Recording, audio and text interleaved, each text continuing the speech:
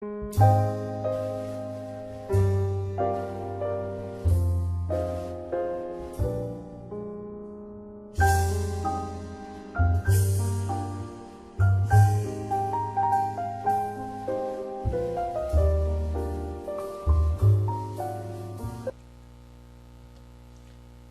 reflexión sobre el lenguaje comienza en la época clásica con una mezcla de cuestiones filosóficas, gramaticales y filológicas.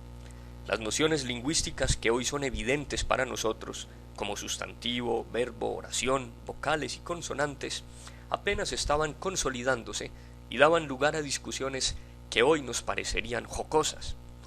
Por ejemplo, tanto entre los presocráticos como entre los sofistas, se dio una intensa disputa sobre el carácter natural o convencional de la denominación, es decir, si las cosas reciben su nombre debido a una ley natural o más bien por una práctica arbitraria. Platón recoge esta discusión en su diálogo Cratilo, donde se vislumbra que el problema tiene un trasfondo metafísico. Si existe una idea ejemplar o esencia de las cosas, debe haber un único nombre que la designe. Pero si no existe tal esencia, cualquier nombre podría servir en tanto que fuera aceptado convencionalmente por los hablantes de una lengua. Aristóteles resuelve la cuestión del naturalismo y el convencionalismo mediante un análisis de la significación. Afirma que las palabras significan directamente un concepto mental e indirectamente la cosa real a la que corresponde el concepto. Así comienza a hablarse del triángulo semántico, lenguaje, pensamiento y realidad. Ahora bien, las palabras habladas son signos de los conceptos o afectos que están en la mente, y estos son universales a todos los seres humanos, mientras que los sonidos que se usan para representarlos pueden variar de una cultura a otra. La relación entre la cosa y su concepto es natural, mientras que entre el concepto y la palabra habría una relación convencional. Pero es la función comunicativa lo que interesa más a Aristóteles. Por eso, en su tratado Perihermeneias sobre la interpretación, muestra que es a través del lenguaje como interpretamos el mundo, y que un pensamiento coherente se construye por medio de un adecuado uso del lenguaje.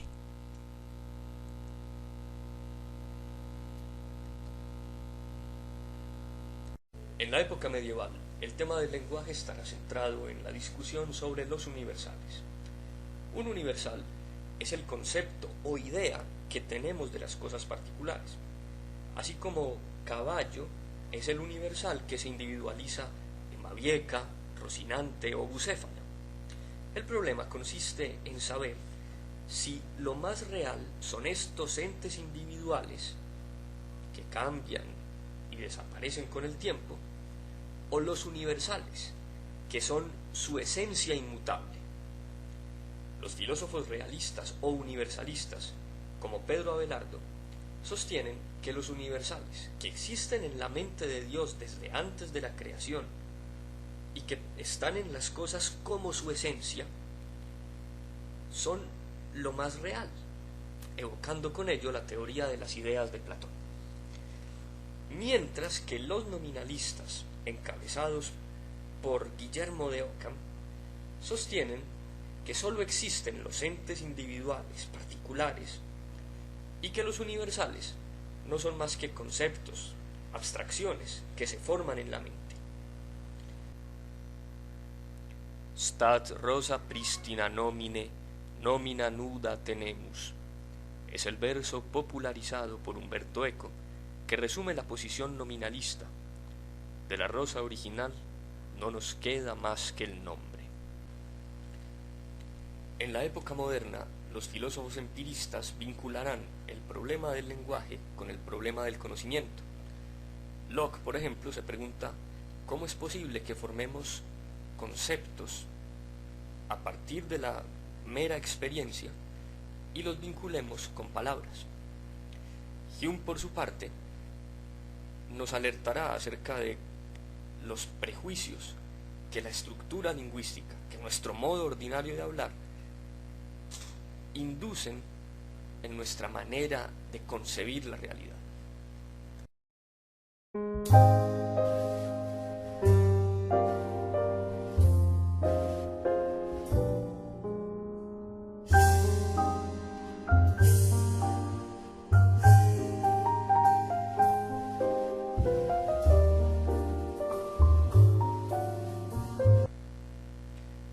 tarde, filósofos como Jean-Baptiste Vico, Herder, von Humboldt se preguntarán por las relaciones entre el lenguaje y las condiciones socioculturales de vida, creando así una especie de sociología del lenguaje.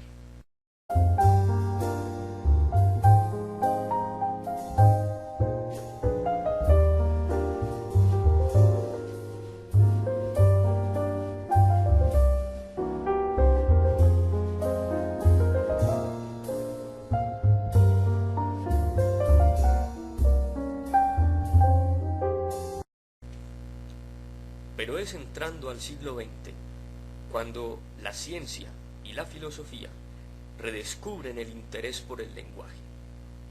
En esto serán fundamentales los aportes del suizo Ferdinand de Saussure. Saussure es considerado el padre de la lingüística moderna.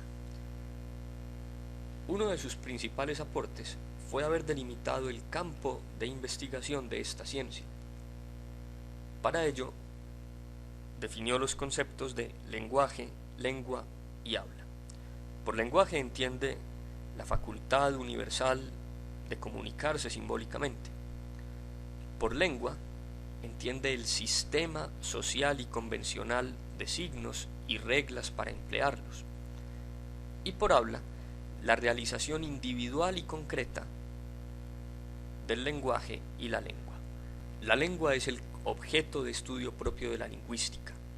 No una lengua particular, sino la lengua entendida como estructura lingüística en general. Por eso, la ciencia lingüística puede hacer comparaciones entre distintas lenguas, puede hacer un estudio tanto sincrónico como diacrónico, es decir, de la evolución de las lenguas. Sin embargo, también el habla, los actos de habla, podrían entrar a ser eventualmente objeto de la ciencia lingüística. Ahora bien, si la lengua es un sistema de signos, ¿qué entiende Saussure por signo? Signo es una unidad lingüística formada por significante y significado.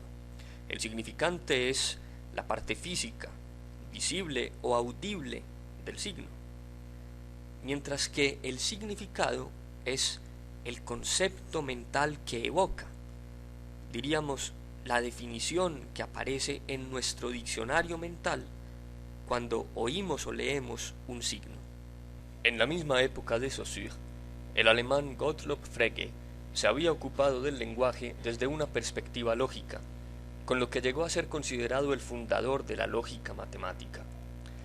Frege afirmaba que el significado de las expresiones y las proposiciones debía entenderse al mismo tiempo de dos modos, como sentido, es decir, el pensamiento o concepto mental que expresa, y como referencia, esto es, el objeto real o el hecho empírico al que hace alusión. Así, por ejemplo, cuando digo el Papa, el sentido, o sea, el pensamiento ligado a esta expresión, es el sumo pontífice de la Iglesia Católica. Su referencia es ese venerable anciano alemán que vive en el Vaticano y viste de blanco. Podría decirse que esta concepción de Frege complementa la de Saussure, pues tiene en cuenta algo que a Saussure no le interesaba, la referencia del signo a la realidad.